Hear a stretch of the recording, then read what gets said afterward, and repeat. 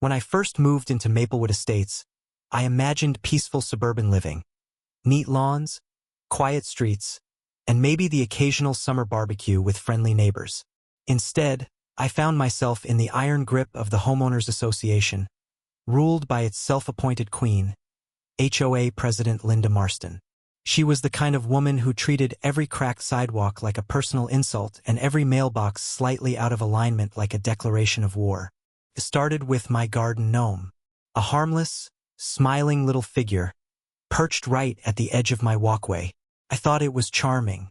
Apparently, Linda thought it was a violation of community aesthetic standards.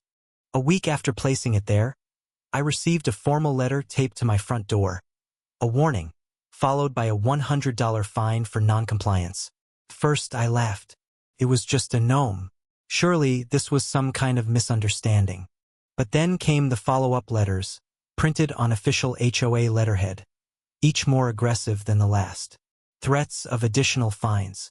Threats of liens against my property. Threats of legal action if I didn't remove unsanctioned yard decor immediately. It was absurd. My next-door neighbor had plastic flamingos on his lawn year-round, but somehow my single gnome was a criminal offense. I decided to attend the next HOA meeting to straighten things out. That's when I got my first real taste of how this board operated. The meeting was held in the local community center, with folding chairs arranged in neat rows, and the board members seated at a long table in front. Linda presided over the meeting like a dictator, gavel in hand, voice sharp as a whip. The other board members, 3 of her closest friends, nodded along with everything she said, rarely bothering to ask questions or raise objections. When it was my turn to speak, I tried to explain that the gnome wasn't an eyesore, that it wasn't hurting anyone. Linda cut me off mid-sentence and reminded everyone of the strict architectural guidelines that protect our property values. The room was silent, except for a few neighbors shifting uncomfortably in their seats. No one dared to challenge her. Something about the smug way she dismissed me lit a fire inside. This wasn't just about a gnome anymore. It was about control. Linda was using her position to bully residents, and no one seemed willing to stand up to her. That night, I went home and decided to dig deeper. If she was going to come after me over a $20 lawn ornament, I was going to find out everything there was to know about her precious HOA. I started small, reading through the HOA bylaws and financial statements that homeowners were entitled to request. Most people never looked at these documents, but I quickly realized they were a goldmine. There were pages of meeting minutes, budget reports, and records of expenses. I noticed something strange right away, a series of large maintenance fees and administrative costs that didn't add up. Thousands of dollars were being spent on vague line items with no clear explanation. Curious, I compared these records with the actual work done in the neighborhood. Supposedly, the HOA had spent over $15,000 on landscape improvements last year, yet the flower beds were overgrown and the grass around the playground hadn't been mowed in weeks. Where was the money really going?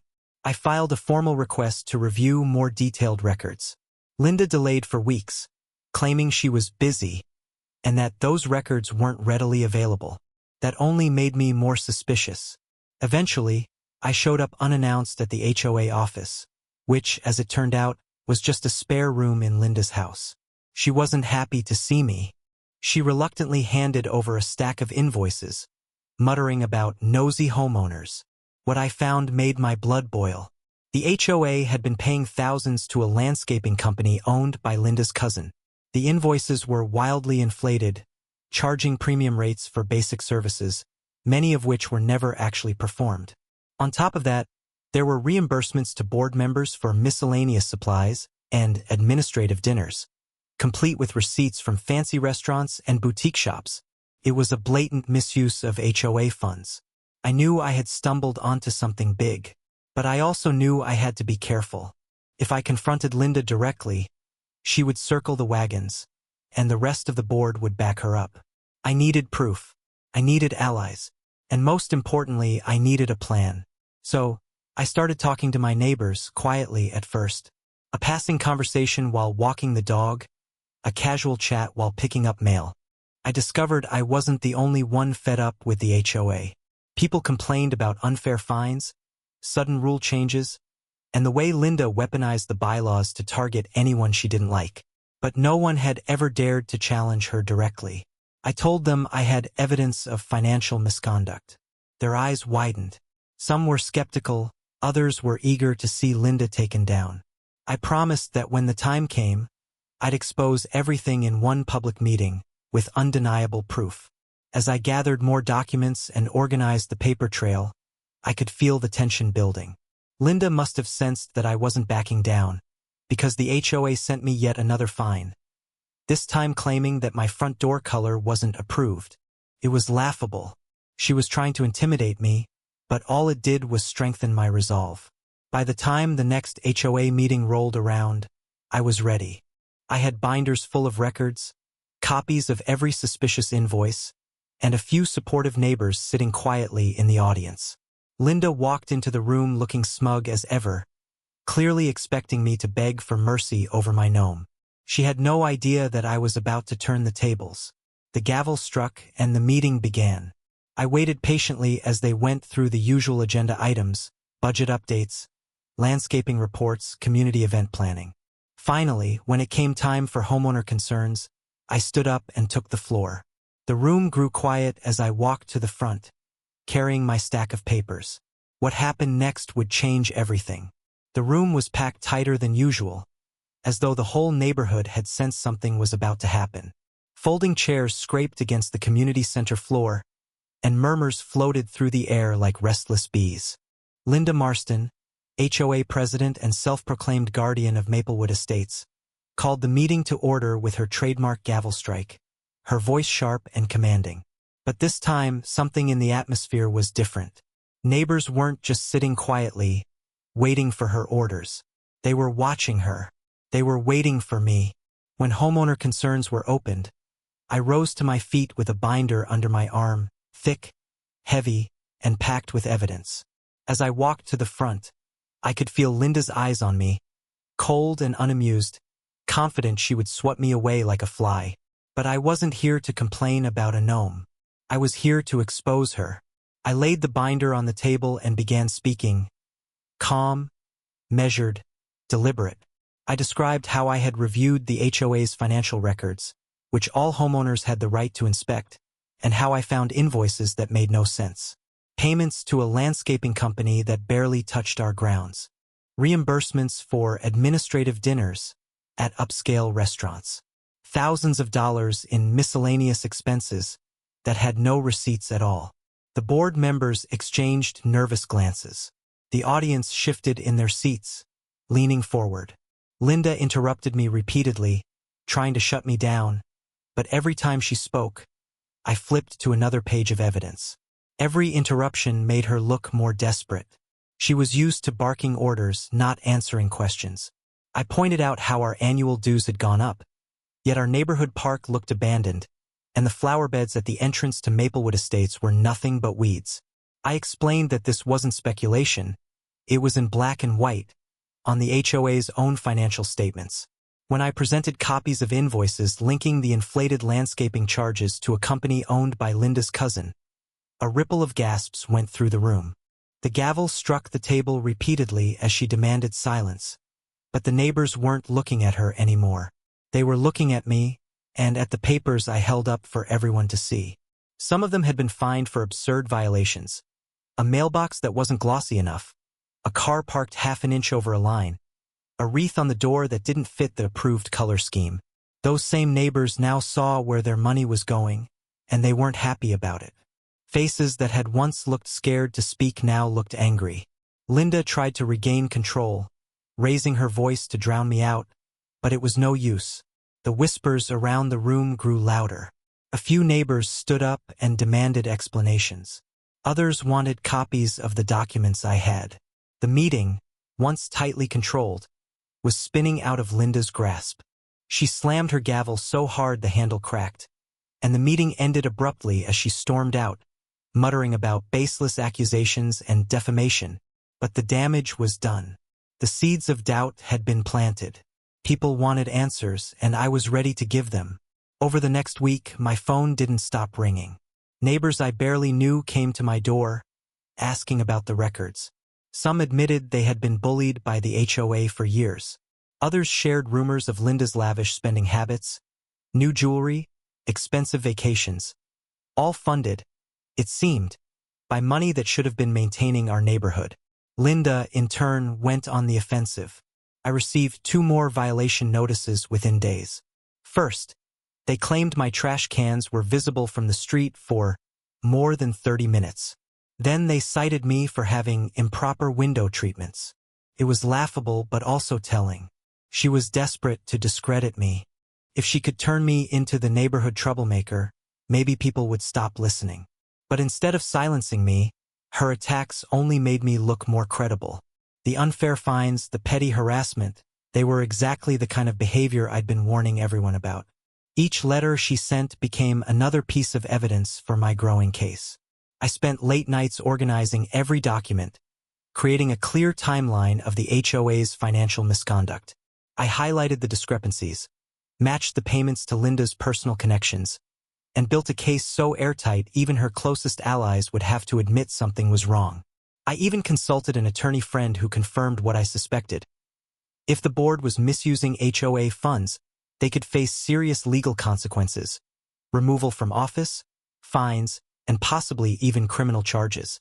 By the time the next meeting was scheduled, word had spread across Maplewood Estates like wildfire. More residents than ever planned to attend. Some of them brought their own records, photos of neglected common areas, copies of unfair fines, and personal stories of Linda's intimidation tactics. What had started as one man fighting over a garden gnome had turned into a full-scale neighborhood rebellion. Linda sensed the shift and tried to contain it. She sent out an HOA-wide email claiming that I was spreading lies, that the financial records were confidential, and that anyone sharing them would face legal action. But her threats rang hollow. Homeowners knew the truth. Those records belonged to them. We were entitled to see where our money went. The night of the meeting, the community center was overflowing. People stood along the walls, whispering and waiting. I walked in with my binder, flanked by neighbors who were tired of being pushed around. Linda sat at the head of the table, looking composed on the surface but clearly rattled. The board members whispered nervously among themselves. This wasn't going to be just another HOA meeting. This was going to be a reckoning. The night of the next HOA meeting felt less like a routine gathering and more like a neighborhood trial. The community center was packed to the walls, with people crammed into every folding chair, standing shoulder to shoulder along the aisles. The buzz of whispered conversations filled the air, underscored by the faint hum of fluorescent lights. This wasn't just about a garden gnome anymore. This was about power, money, and accountability. Linda Marston sat at the head table, flanked by the other board members. Her usual aura of untouchable authority was cracking. The confident posture remained, but her eyes darted nervously around the room. The crowd wasn't deferential tonight. They weren't there to listen to rules about mailbox heights or approved curtain colors. They were here for answers. When the meeting opened, Linda attempted to reassert control with her gavel, rattling off the agenda at breakneck speed. Budget updates, upcoming community events, maintenance reports. She skipped over anything that might allow me to speak, clearly hoping to rush through the evening before anyone asked difficult questions. But the residents wouldn't let her. Hands shot up, voices cut through the usual hush. The board could no longer ignore the elephant in the room. Finally, when homeowner concerns were reluctantly acknowledged, I stood up and walked forward with my binder once again. This time I wasn't alone. Several neighbors came with their own stacks of documents and photographs. I could feel the weight of the entire neighborhood behind me as I approached the table. I laid out the financial discrepancies in painstaking detail. Every invoice, every questionable reimbursement, every inflated landscaping fee tied back to Linda's cousin's company. I pointed out the unexplained administrative dinners, the mystery consulting fee, and the steady increase in annual dues without any visible improvement to the neighborhood. Neighbors nodded, muttered in agreement, and pointed to their own evidence. One resident held up pictures of uncut grass around the playground, a supposed $5,000 maintenance job that clearly had never been done. Another produced copies of their own unfair violation letters, proof of Linda's petty retaliation against anyone who dared question her authority. As I spoke, the mood in the room shifted from cautious curiosity to outright anger. People who had been too afraid to challenge the HOA were now emboldened.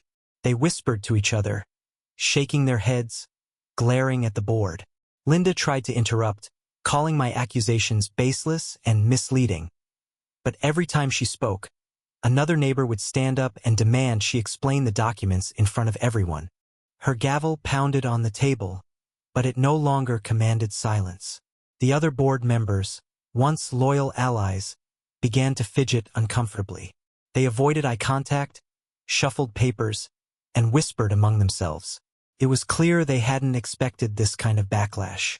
When I held up proof that the HOA had spent over $20,000 on landscaping without a single visible improvement, even they looked shocked. The crowd erupted in murmurs of outrage. Linda's voice rose louder, but it only made her sound desperate. She accused me of stealing records, of violating confidentiality, of trying to sabotage the community. But everyone knew the truth. Homeowners had every right to see how their money was being spent. Her threats rang hollow, and her authority slipped further with every passing minute. The breaking point came when I revealed how the HOA dues had quietly funded personal purchases disguised as community expenses. Receipts for boutique home goods, jewelry, and upscale restaurant bills, all reimbursed to board members. I laid the receipts out on the table for everyone to see. The room exploded in outrage. Neighbors shouted questions, demanding immediate answers. Some called for an audit. Others called for the entire board to resign on the spot. Linda's carefully constructed image shattered. She slammed her gavel so hard it splintered in her hand. She declared the meeting adjourned and stormed out of the room. But the crowd didn't disperse. People stayed behind, talking in hushed but excited voices, forming small groups around me and the other residents who had spoken up. The tide had turned. That night, Maplewood Estates stopped being afraid of its HOA. The fear Linda had used to control the neighborhood, the threats of fines, the intimidation tactics, no longer worked. People realized she had more to lose than any of us. In the days that followed, word spread faster than Linda could contain it. Neighbors circulated copies of the documents I had shared. Social media groups lit up with angry posts demanding change. Calls and emails flooded the HOA office, not with petty complaints, but with demands for transparency, audits, and new elections. Linda fought back with everything she had. She sent out mass emails accusing me of lying. She filed even more violation notices against my house, claiming everything from improper lawn edging to unauthorized holiday lights. In September, she even hinted that I could be sued for defamation. But no one was listening anymore. Every attack she made against me only reinforced what the neighborhood already knew. She was cornered and lashing out. Meanwhile, I worked with a small group of residents to prepare for the next meeting. We drafted a petition calling for a full financial audit and a vote to remove the current HOA board. We gathered signatures door to door, explaining to each neighbor exactly how their money had been misused. The support was overwhelming. People were angry, yes, but they were also hopeful. For the first time in years, they saw a chance to take back control of their own community. By the time the next HOA meeting date arrived, the board knew they were in trouble. But Linda still believed she could bluff her way through. She was counting on fear, the same fear that had kept everyone silent for so long. What she didn't realize was that fear had shifted. It wasn't the neighbors who were afraid anymore. It was her. The weeks leading up to the next HOA meeting felt like a countdown to a storm everyone knew was coming. Maplewood Estates buzzed with restless energy. Neighbors who had once avoided HOA politics now walked door to door, collecting signatures for the petition I had written. They wanted a full financial audit. They wanted Linda Marston and her board held accountable. The fear that had once kept the neighborhood silent was gone. In its place was outrage and resolve. Linda tried everything to stop it. She sent out more violation letters to me and anyone she suspected of supporting the petition. She plastered the neighborhood bulletin boards with notices claiming that malicious individuals were trying to destroy the HOA. She even scheduled unannounced inspections of properties, hoping to intimidate people. But these tactics no longer worked. Instead of cowering, residents compared notes, shared stories of Linda's harassment, and doubled down on their efforts to remove her. By the time the meeting arrived, the petition had more than enough signatures to force a vote. The community center was packed wall to wall again, the air thick with anticipation. Linda sat at the head table with the board, dressed sharply, jaw clenched, trying to project an air of calm authority. But the tremor in her hands as she adjusted her papers betrayed her. When the meeting opened, I stood up with the petition in hand. I read aloud the demand for a full audit and for a recall vote to remove the current board. The signatures, dozens of them, from nearly every street in Maplewood Estates, spoke louder than any speech I could give. A cheer rippled through the crowd. Linda tried to declare the petition invalid, claiming it violated bylaws, but the residents shouted over her. They had found their voices, and they weren't going back to silence. The board reluctantly agreed to an audit, though it was clear they had no choice. A neutral accounting firm was hired to review the HOA's financial records from the last 3 years. As the investigation began, I gathered every piece of evidence I had already uncovered and handed it over to the auditors. Many neighbors did the same. Photographs of neglected common areas, records of questionable fines, emails where Linda openly threatened residents who disagreed with her. It all went into the growing file. As the weeks passed, whispers began to spread. The auditors were finding discrepancies. Then the whispers became rumors. Rumors that thousands of dollars had been misused. Linda became less visible in the neighborhood. Her usual morning patrols with her clipboard stopped. She skipped community events she once presided over. When residents passed her on the sidewalk, she no longer offered her usual curt nod. She just kept her head down and hurried by. Meanwhile, the neighborhood was changing. People who had once felt powerless now felt united. They started mowing and trimming neglected common spaces themselves, proof that the community could thrive without Linda's constant oversight. Parents repainted the faded playground equipment on their own. Someone repaired the broken swing set with donated parts. It became a symbol of what the HOA should have been all along. Neighbors helping each other, not policing each other. When the auditors finally presented their findings, they confirmed what many of us already suspected. The board had misused tens of thousands of dollars. Inflated landscaping contracts, personal expenses disguised as administrative costs, reimbursements for dinners, boutique shopping, even what appeared to be vacation travel under the guise of community outreach. Linda's signature was on nearly every check. The findings were damning. The report recommended immediate removal of the current board and potential legal action. Copies of the report were distributed to every homeowner. People gathered in small groups on porches and driveways, reading the pages in disbelief, anger, and vindication.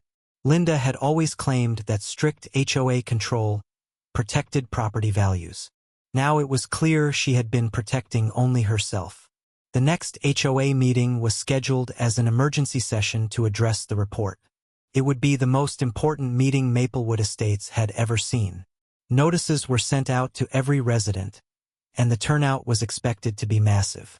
Linda tried one last desperate move.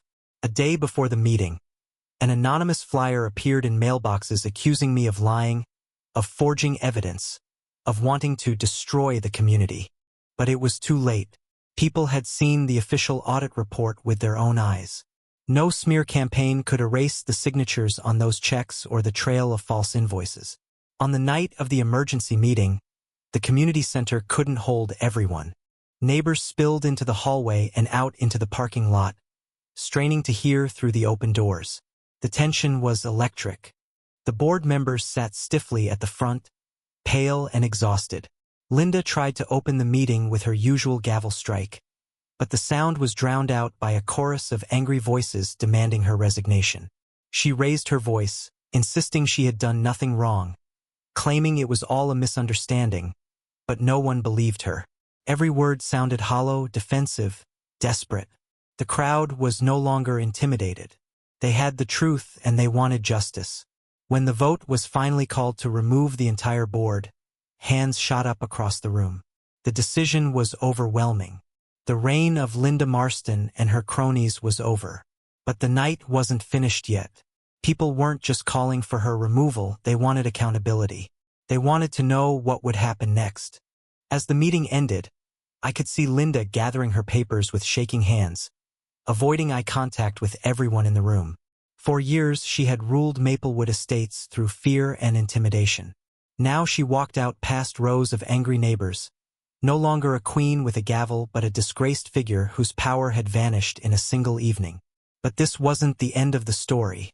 The HOA still had to decide what to do about the missing money, how to repair the damage, and who would lead the neighborhood moving forward. And Linda still had one last card to play. One final, desperate attempt to save herself. The date of the HOA meeting loomed like a storm cloud, heavy and electric. Word had spread throughout the neighborhood that something big was coming. Neighbors whispered at mailboxes, lingered at driveways longer than usual, and sent furtive glances toward the HOA president's house. It wasn't just another routine meeting about lawn maintenance or mailbox paint colors. This was going to be a reckoning. The protagonist, methodical, calm, and quietly furious, had prepared every detail. Days were spent poring over bank statements, scanned invoices, and copies of HOA bylaws. Nights were spent drafting a presentation sharp enough to cut through every excuse the board might attempt. He had organized each questionable expenditure, linked them to real names, and made sure every figure could be independently verified. There would be no way for the president to wriggle out of it once the truth was laid bare. Meanwhile, the HOA board, led by its iron-fisted president, acted with false confidence. They assumed the upcoming meeting would be just like every other, filled with routine approvals, half-listening homeowners, and a rubber stamp for whatever decision they made. But the president, deep down, sensed something was wrong. His usual smugness had grown brittle. He avoided eye contact in the street. He barked at neighbors who asked simple questions. He even sent out a reminder email discouraging unnecessary attendance at the meeting, a sign of panic thinly disguised as routine. In the days leading up to the confrontation, the protagonist made sure the right people knew to attend.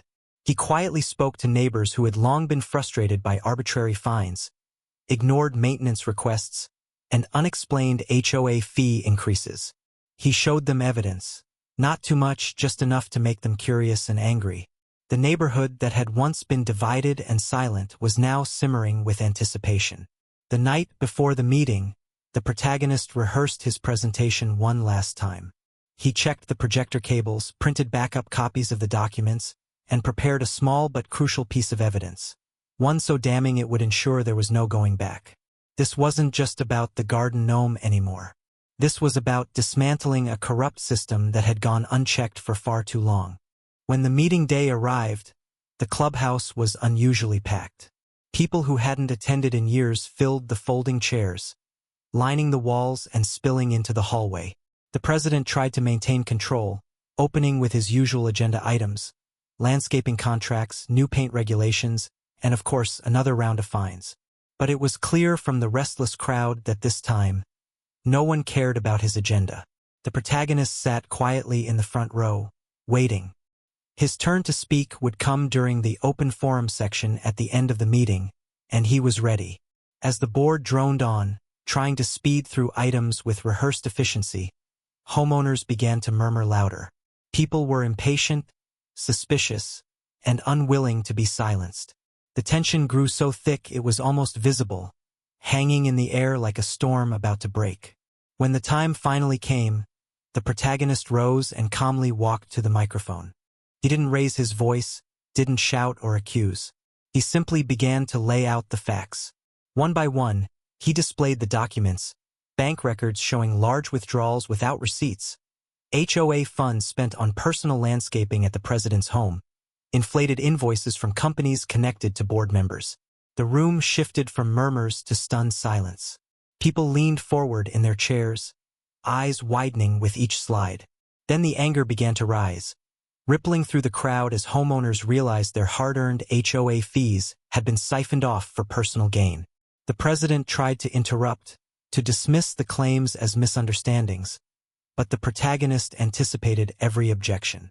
He had the original statements, notarized letters, and even witnesses ready to confirm the misuse of funds. Every time the president tried to speak, the crowd drowned him out. His once loyal allies on the board looked uneasy, glancing between their furious neighbors and the irrefutable evidence glowing on the projector screen. Then came the final piece, the smoking gun. The protagonist presented proof of a large transfer from the HOA account to a private account owned by the president himself, disguised as a special maintenance project. It was the nail in the coffin, the kind of evidence no amount of denial could erase. The room erupted. Neighbors who had once feared the president were now shouting for answers, demanding his resignation on the spot. The board scrambled, desperate to salvage their reputations, but the damage was done. This wasn't just a complaint, it was an exposé. The HOA wasn't simply unpopular. It was corrupt. As the meeting dissolved into chaos, the protagonist stepped back, letting the community's fury take over. He had no need to shout. The truth spoke louder than anything else.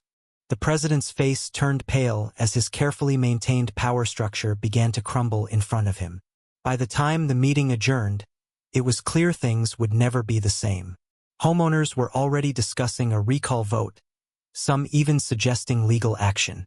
The president left through a side door, avoiding eye contact, while neighbors surrounded the protagonist to thank him, to ask what would happen next, to promise their support.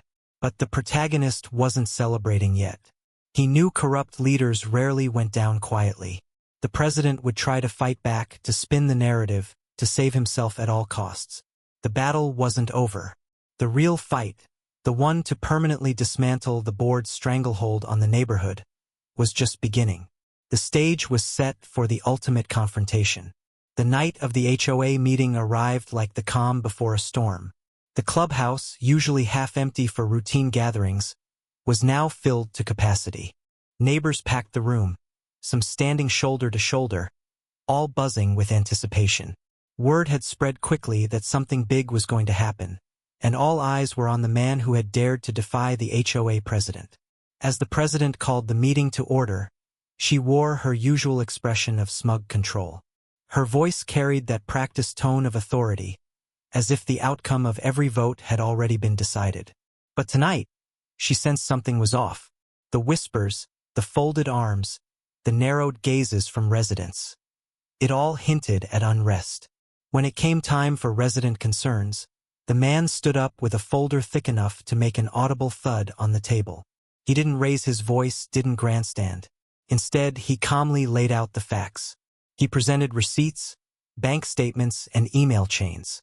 Line by line, he exposed thousands of dollars in HOA funds spent on personal expenses, landscaping work at the president's private residence, catered parties listed as community events, and a suspicious payment to a company owned by her brother. The room shifted from murmurs to shocked silence. As each document was passed around, the board members' faces turned pale. What had begun as an attempt to bully one homeowner over a garden gnome was now unraveling into a full-blown financial scandal. The man's voice remained steady, even as the president began to fumble with her papers and interject excuses.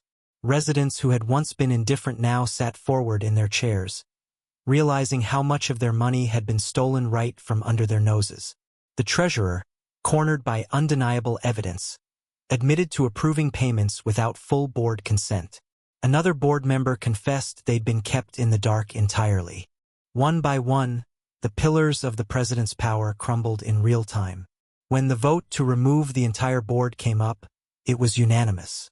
Even the board members themselves abstained in shame. The president, red-faced and trembling, tried to walk out before the vote was complete, but neighbors blocked the door, insisting she stay to hear the result. What had once been her domain, the stage she used to belittle others, became her place of humiliation. As she left, the man didn't gloat, didn't speak a word. He simply gathered his papers while neighbors approached him, thanking him for finally standing up to the corruption they'd all suspected but never had the courage to confront. By the end of the night, a new interim board was appointed, one committed to transparency, fair rules, and rebuilding trust in the community. The man's illegal garden gnome fine was thrown out immediately, but that was just symbolic at this point. He hadn't just saved his own yard ornament. He'd exposed an entire network of greed and arrogance. In the following weeks, the former president faced not only civil action from the HOA but also a formal investigation for embezzlement. What began as petty harassment over a harmless decoration had ended in complete disgrace for those who abused their power. The man quietly returned to his normal life, tending his garden, waving to neighbors who now saw him as a hero rather than a target. The gnome stayed right where it was, not because it was a symbol of defiance, but because it never should have been a problem in the first place. The HOA was transformed, its bylaws rewritten, and its leadership replaced by people who remembered they were supposed to serve the neighborhood, not rule it. And as for the president who had tried to ruin him, she disappeared from community life entirely. Her name now whispered not with fear, but with embarrassment. What started as a petty fight over a gnome ended with a powerful lesson for everyone. Sometimes, standing your ground isn't just about protecting yourself. It's about making sure no one else gets pushed around again. The HOA had tried to break him, but instead he broke the HOA, and the neighborhood was better for it. 9.